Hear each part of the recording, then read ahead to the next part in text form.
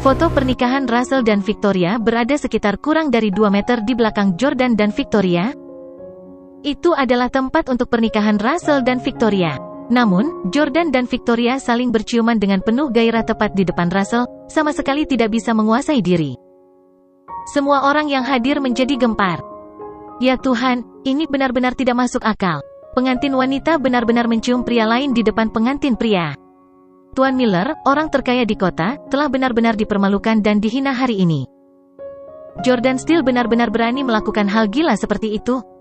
Keluarga Howard, yang duduk di meja yang paling dekat dengan panggung, juga sangat tidak senang. Martin mengerutkan kening dengan tatapan membunuh di matanya. Dia bermaksud agar Jordan menikahi cucunya, Lauren. Namun, Jordan kembali bersama mantan pacarnya tepat di depan mereka. Jika saya tahu sebelumnya, saya tidak akan membiarkan dia meninggalkan DC.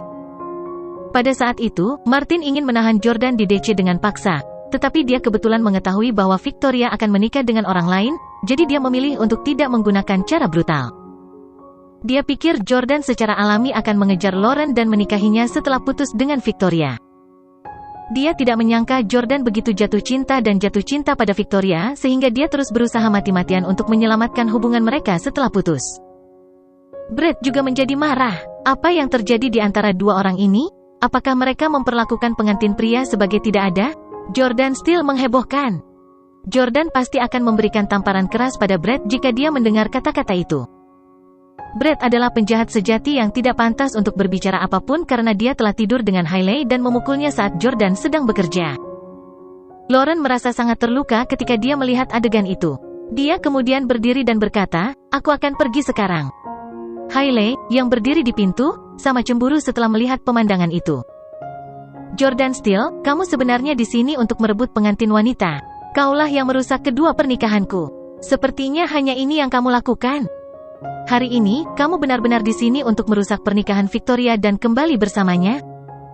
Victoria Clarke pasti sudah tidur dengan Russell Miller lagi selama periode ini. Namun, kamu benar-benar memaafkannya juga. Petik 2. Mengapa kamu tidak memaafkanku ketika aku tidur dengan orang lain? Untuk itulah kamu memaafkannya? Itu tidak adil. Kamu benar-benar membuatku kesal. Petik 2. Hailey dipenuhi dengan kemarahan. Dia mengakui bahwa dia telah melakukan sesuatu yang salah, tetapi dia merasa dia hanya melakukan kesalahan yang akan dilakukan banyak wanita cantik. Dia merasa Jordan harus memaafkannya. Pada saat ini, Lauren sudah berjalan keluar dengan wajah lurus dan berpapasan dengan Hailey saat dia berjalan melewatinya. Hailey tercengang melihat Lauren. Wanita yang cantik? Ini adalah pertama kalinya Hailey bertemu Lauren, dan dia tidak bisa tidak terpesona oleh kecantikannya. Di atas panggung, wajah Russell memerah dan pembawa acara pernikahan juga kehilangan kata-kata.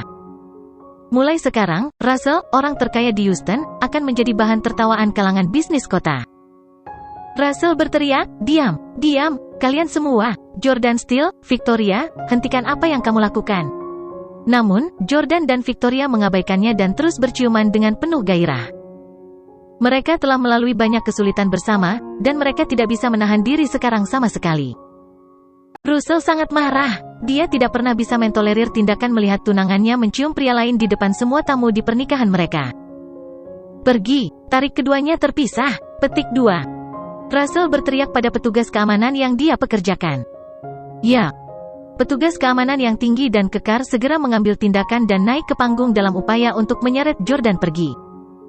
Namun, saat mereka mengambil tindakan, bawahan Pablo dan Salvatore menaklukkan mereka. "Kemarilah, brengsek, beraninya kau merusak mood Tuan Jordan? Anda harus memiliki keinginan mati." Petik 2. Salvatore menangkap seorang petugas keamanan yang ingin bergegas ke atas panggung dan memukulinya hingga menjadi bubur. Yang lain juga mulai bertarung satu demi satu. Pernikahan berubah menjadi pertarungan kelompok. Anak buah Pablo semuanya adalah seniman bela diri elit dari Asia Tenggara.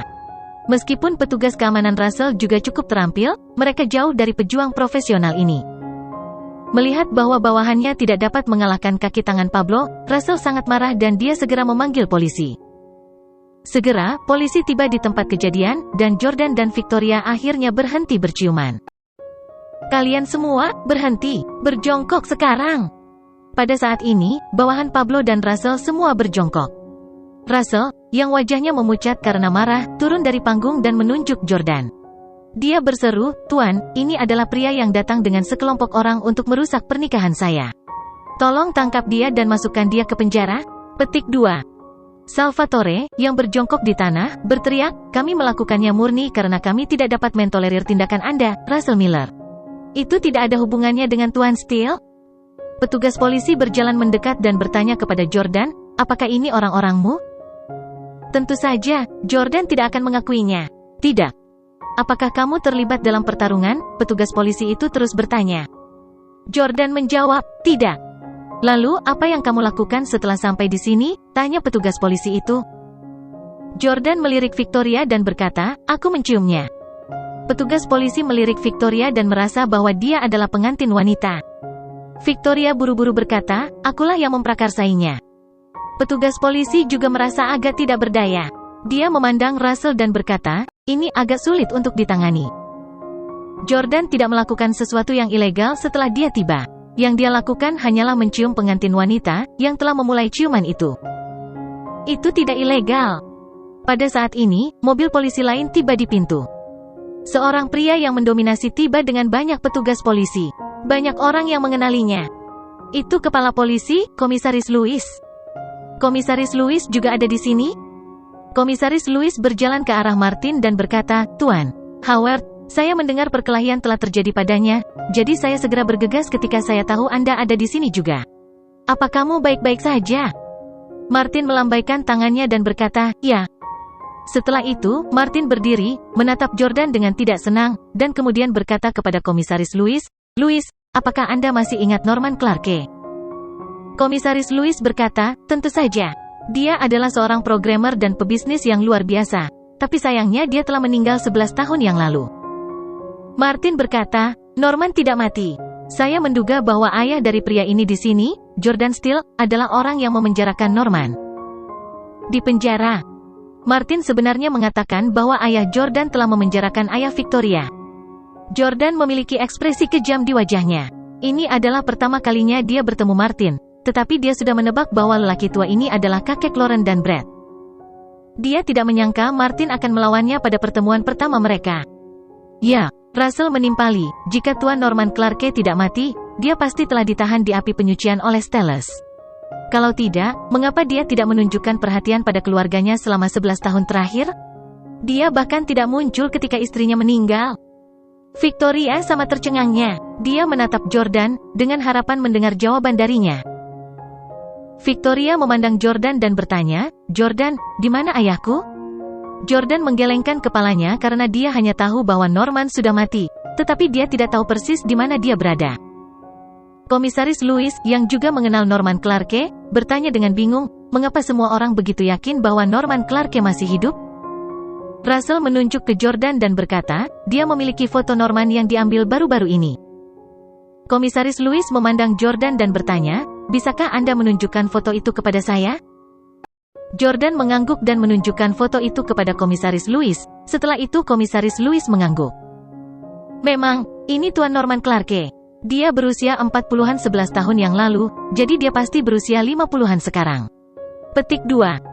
"Tuan Steele, bagaimana kamu mendapatkan foto ini?" Tentu saja, Jordan tidak dapat mengekspos saudaranya Jesse, jadi dia berkata, "Saya pergi ke Prancis untuk menyelidiki pembunuh ayah Victoria dan menawarkan hadiah 5 juta franc untuk mengumpulkan beberapa petunjuk sehingga seseorang memberikan ini kepada saya." Penjelasannya juga masuk akal. Selain itu, mereka hanya perlu melakukan sedikit pemeriksaan untuk mengetahui bahwa Jordan memang menawarkan hadiah 5 juta franc di Paris untuk mendapatkan beberapa petunjuk. Pada saat ini, Russell berkata, "Komisaris Lewis, saya juga telah menyelidiki masalah kematian Norman Clarke. Saya kebetulan juga memiliki foto Norman dengan tersangka pembunuh pada hari kematiannya, dan tersangka itu adalah ayah Jordan, Rowan Steele." "Mana fotonya?" Komisaris Lewis bertanya. Russell berkata, "Di rumah. Saya akan mengirim seseorang untuk mengambilnya segera." Petik 2. Komisaris Lewis memandang Victoria dan berkata, "Tuan Dalton, Tuan Steele, tolong lakukan perjalanan kembali ke kantor polisi bersama saya dan bantu kami dalam penyelidikan kasus Tuan Norman Clarke." Setelah itu, Komisaris Lewis memandang Victoria dan bertanya, "Anda pasti putri Tuan Norman Clarke, bukan? Ikut dengan kami juga?" "Tentu." Mereka bertiga tidak membantah. "Aku juga putri Norman. Aku ikut denganmu." Emily, yang ada di samping, juga berjalan mendekat. Komisaris Louis mengangguk dan berkata, "Kalau begitu, ikutlah dengan kami." Setelah mengatakan itu, Komisaris Louis berbalik dan pergi sambil menginstruksikan petugas polisi lainnya, bawa pengacau ini pergi. Ya. Setelah Jordan, Russell, Victoria, dan karakter utama lainnya pergi, pernikahan yang semarak itu resmi berakhir juga. Para tamu pun meninggalkan meja dan kembali ke tempat duduk masing-masing. Brad berkata, "Kakek, Jordan tidak melakukan apa-apa, dan dia juga tidak memiliki catatan kriminal. Dia tidak melakukan kejahatan apapun di AS. Dia mungkin akan berpura-pura tidak tahu apa-apa tentang Norman, dan kurasa dia akan segera dibebaskan." Pang ini benar-benar tidak tahu apa-apa. Dia kembali bersama dengan Victoria Clarke, sama sekali mengabaikan Lauren. "Aku harus memberinya pelajaran." Martin berkata dengan acuh tak acuh dengan ekspresi cemberut, "Jangan khawatir, Jordan tidak bisa lolos begitu saja kali ini. Bahkan jika dia meninggalkan kantor polisi tanpa cedera, aku akan memastikan dia kehilangan lapisan kulitnya. Dia ingin pergi secara tidak bertanggung jawab setelah menggertak cucu perempuan saya. HMPH, dia pasti sedang bermimpi." Setelah mengatakan itu, Martin melangkah dan pergi juga. Ketika keluarga Howard mencapai pintu, mereka melihat Hailey sudah lama datang. Hailey berdiri di tempat, tampak seperti wanita muda yang tidak berpengalaman. Dia pikir dia akan cukup cantik untuk menarik perhatian Martin. Namun, keluarga Howard pergi begitu saja tanpa memandangnya sama sekali. Ketika Hailey menyentuh bahu Brad saat mereka berjalan melewatinya, Hailey mengulurkan jari rampingnya untuk mengaitkan tangan Brad. Brad berhenti di jalurnya dan menatap Hailey, yang menatapnya dengan penuh perhatian. "Saya punya sesuatu untuk dikatakan kepada Anda." Petik 2. Brad tampak agak kesal, dan dia segera berkata kepada Martin, "Kakek, kalian pulang dulu. Saya akan melakukan perjalanan ke kamar kecil." Petik 2. Setelah keluarganya pergi, Brad berkata dengan kesal, "Ada apa?" Hailey bertanya sambil tersenyum, "Apakah itu kakekmu?" Ketika Brad pergi ke Villa Jordan untuk berhubungan dengan Hailey sebelumnya, dia menunjukkan beberapa foto kakeknya dengan banyak foto besar, yang membuat Hailey kagum dan kagum. "Ya, ada apa?" Brad bertanya dengan dingin. Hailey berkata dengan senyum manis, "Mengapa kamu tidak memperkenalkanku pada kakekmu?" Brad berkata dengan acuh tak acuh, "Memperkenalkanmu padanya? Apakah Anda bahkan layak?" Petik 2. Camden sekarang dalam penurunan. Bahkan saat puncaknya beberapa waktu lalu, mereka masih kalah dengan Howard. Hailey menggigit bibirnya, merasa tidak senang karena dihukum olehnya. "Kamu bilang kamu akan memberiku $150 juta, jadi kamu harus memenuhi janjimu dan memberiku uang sekarang." Pada akhirnya, Hailey hanya mencoba meminta uang kepada Brad. Tidak seperti Hailey yang tidak meminta uang. Brad tertawa dan berkata, "Saya mengatakan bahwa saya akan memberi Anda $150 juta jika Anda melahirkan anak laki-laki, tetapi sekarang saya tahu bahwa Anda memberi saya seorang putri, dan Jordan seorang putra. Saya tidak suka perempuan, jadi saya tidak ingin anak perempuan saya itu. Kamu bisa menjaganya sendiri?" Brad hendak pergi ketika dia mengatakan itu, tetapi Hailey dengan cepat meraihnya dan bertanya, "Bagaimana kamu bisa begitu kejam? Dia adalah darah dan dagingmu. Memiliki anak perempuan sangat menyenangkan, dia akan selalu menjadi anak perempuan ayah.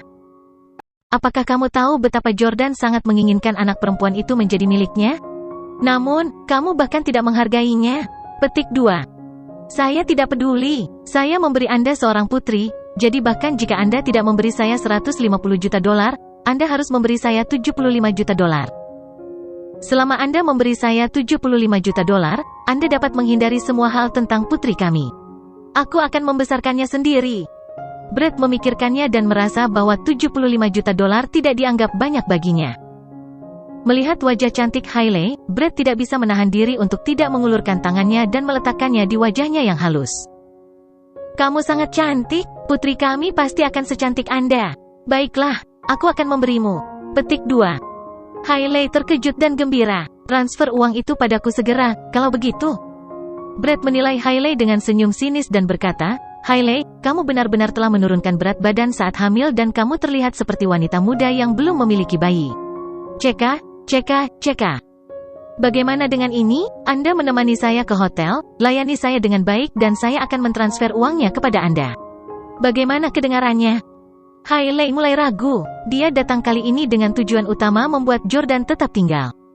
Namun, sekarang setelah Jordan dan Victoria bersama lagi, dia tidak lagi memiliki peluang.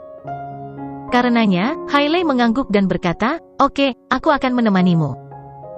Brad segera mencium Hailey dan berkata, "Ayo pergi, sayang." Hailey berbalik dan menatap Drew sekilas. "Drew, rahasiakan ini untukku dan pastikan untuk tidak memberitahu Jordan. Jangan lupa bahwa saya adalah orang terkaya di keluarga sekarang." Drew menggertakkan giginya dengan marah dan tidak punya pilihan selain setuju. Namun, Brad sepertinya sengaja ingin Jordan mencari tahu, sehingga ia sengaja check-in ke sebuah kamar di Intercontinental Hotel tempat Jordan menginap. Di suite mewah, Hailey yang langsing berbaring di pelukan Brad dan bertanya, "Sayang, saya mendengar kakekmu menyebutkan di pesta pernikahan bahwa ayah Jordan memenjarakan seseorang atau sesuatu. Apakah kakekmu membenci Jordan? Apakah keluargamu akan melawan Stellus?" Brad tertawa dan berkata, "Ya, Jordan benar-benar membuat kakek saya marah dengan memilih untuk berdamai dengan Victoria Clarke. Ini sudah berakhir untuknya." Di kantor polisi di Houston, Jordan, Victoria, dan Russell diinterogasi di ruangan yang berbeda di kantor polisi. Norman tidak mati, tetapi tidak ada yang mendengar kabar darinya dalam 11 tahun terakhir, jadi Martin dan Russell memutuskan bahwa dia diculik oleh ayah Jordan. Oleh karena itu, ayah Jordan menjadi kunci dalam kasus ini. Sambil memegang foto yang diserahkan Russell, Komisaris Lewis berkata kepada Jordan, "Steele, kami juga telah berkomunikasi dengan polisi di Paris. Ayahmu, Rowan Steele, adalah orang terakhir yang bertemu dengan Tuan Norman Clarke. Kami punya cukup alasan untuk mencurigai bahwa hilangnya Norman Clarke terkait dengan ayah Anda. Jadi, saya harap Anda akan mengambil inisiatif untuk menghubungi ayah Anda dan mencari tahu keberadaan Tuan Norman Clarke lebih cepat. Dan, Putri Norman Clarke, Victoria, adalah pacar Anda. Anda juga ingin dia bersatu kembali dengan ayahnya lebih cepat, bukan?" Petik 2. Jordan memikirkannya dan merasa bahwa tidak ada alasan untuk tidak memanggil ayahnya, karena ayahnya tidak membunuh siapapun. Tentu. Jordan kemudian menelepon ayahnya di depan Komisaris Lewis. Namun, anehnya ayahnya tidak mengangkatnya. Setelah itu, dia menelepon Frank dan kakeknya, tetapi tidak ada yang menjawab. "Mungkinkah mereka sudah tahu bahwa aku pergi ke kantor polisi?" Sebagai keluarga misterius, Stellus secara alami tidak dapat dihubungi setiap saat. "Maaf, saya tidak bisa menghubungi mereka," kata Jordan. "Bisakah kamu memberikan alamat ayahmu?" Komisaris Lewis bertanya. Jordan menggelengkan kepalanya dan berkata, dia sering keluar negeri dan dia pindah ke tempat yang berbeda dari waktu ke waktu. "Saya belum bertemu dengannya selama bertahun-tahun." Petik 2. Komisaris Lewis berkata kepada seorang petugas polisi, "Periksa apakah ada catatan tentang Rowan Steele yang datang ke AS dalam beberapa tahun terakhir." "Ya." Segera, petugas polisi datang setelah memeriksa informasi dan melaporkan, "Komisaris Lewis, kami telah memeriksa dan tidak ada informasi tentang Rowan Steele." Komisaris Lewis mengangguk dan bertanya kepada Jordan, "Tuan Jordan, kakekmu tinggal di Inggris sekarang, kan? Di mana tepatnya di Inggris?" Jordan berkata, "Maafkan saya. Ini menyangkut privasi pribadi kakek saya.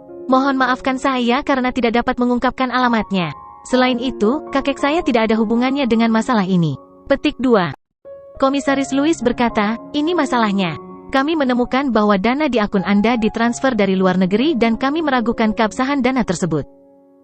Kecuali Anda bisa membuat kakek Anda kembali ke luar negeri untuk membuktikan hal itu, kami akan membekukan sementara semua rekening bank Anda." "Bekukan akun saya?" Jordan tidak berharap itu menjadi sangat serius. "Mengapa Anda harus membekukan akun saya? Kakek saya telah menjalankan banyak bisnis di AS sejak beberapa dekade yang lalu, dan semua aset kami diperoleh dari bisnis yang layak." Jordan membela diri. Komisaris Lewis tertawa dan berkata, "Tuan Steele, tolong tenang, kami hanya mencurigainya. Seperti yang Anda tahu, ayah Anda pertama kali dituduh melakukan pembunuhan, dan sekarang dia dicurigai menahan seseorang.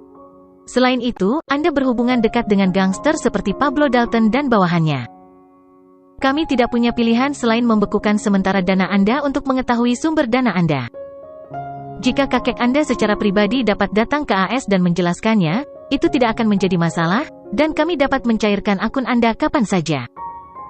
Jordan tahu bahwa mereka telah membekukan asetnya, tidak diragukan lagi untuk membuat kakeknya kembali dari luar negeri. "Orang seperti apa yang ingin memikat kakekku kembali ke sini? Mungkinkah kakek Lauren, Martin Howard?" Komisaris Lewis melanjutkan, "Tentu saja, Anda juga dapat mengajukan banding jika Anda memiliki pertanyaan tentang ini, Tuan Steele." Jordan berkata dengan acuh tak acuh, "Aku akan melakukannya." Segera, Jordan dan Victoria keluar dari kantor polisi. "Yordania, bagaimana?" tanya Victoria. Jordan menghela nafas dan berkata, "Segalanya tidak berjalan dengan baik. Dana saya semuanya telah dibekukan." Petik 2. Apa? Victoria tahu dia memiliki miliaran dolar di rekening banknya? Bagaimana ini bisa terjadi? Victoria tidak menyangka Jordan akan terlibat. Itu jelas merupakan masalah yang mengkhawatirkan ayah Jordan. Jordan berkata, "Ayo kembali ke hotel dan membicarakannya." Oke. Pablo, Salvatore, dan bawahan mereka telah dipenjara dan belum ada satupun dari mereka yang dibebaskan. Tim, yang bertanggung jawab atas logistik dan mengeluarkan perintah, tidak ditangkap, jadi dia mengirim mereka berdua kembali ke Hotel Intercontinental. Kembali ke kamar presiden hotel, Victoria bertanya dengan penuh semangat, "Jordan, apa yang sebenarnya terjadi? Siapa yang memberimu foto itu? Di mana sebenarnya ayahku sekarang?" Jordan memberitahu Victoria tentang semua yang dia lakukan dalam 24 jam terakhir, mulai dari membawa Emily ke Paris bersamanya, menawarkan hadiah, dan bertemu Jessie. Jordan berkata, "Maaf, Victoria, aku hanya bisa memastikan bahwa ayahmu masih hidup dan baik-baik saja sekarang, tapi aku tidak punya wewenang untuk mencari tahu di mana tepatnya dia sekarang." Mendengar cerita Jordan, Victoria juga merasa agak misterius. Sepertinya keluarga Steele benar-benar menyimpan beberapa rahasia yang ada hubungannya dengan ayahku juga. "Aku ingin tahu apa sebenarnya rahasia Steele ini. Itu benar-benar membuat ayah saya menahan diri untuk tidak menghubungi saya selama 11 tahun. Victoria sangat memahami ayahnya, Norman. Dia sangat mencintai putrinya dan dia tidak pernah tahan untuk tidak menunjukkan perhatian kepada mereka selama 11 tahun. Pasti ada alasan khusus yang mencegah Norman menghubungi mereka." Jordan menghibur Victoria dan berkata, "Victoria, aku berjanji akan segera mendapatkan izin dari keluargaku dan menemukan ayahmu.